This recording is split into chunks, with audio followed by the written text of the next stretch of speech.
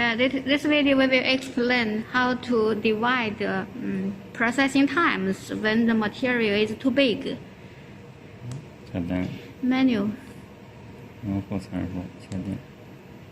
User parameter. 车加工设置。 Turning cut. Lathe setting.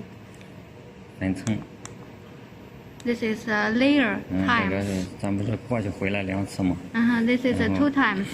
可以删除，然后设。 We can cancel and set 3 or other numbers. 然后确定，确定之后就是那个图示比例，第一次0.7。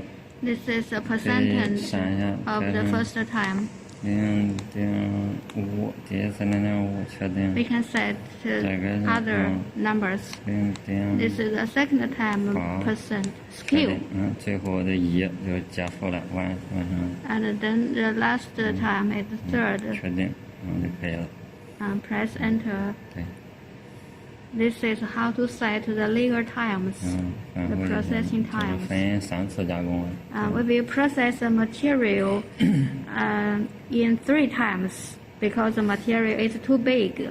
We have to divide them to 3 layers. 还有是没有。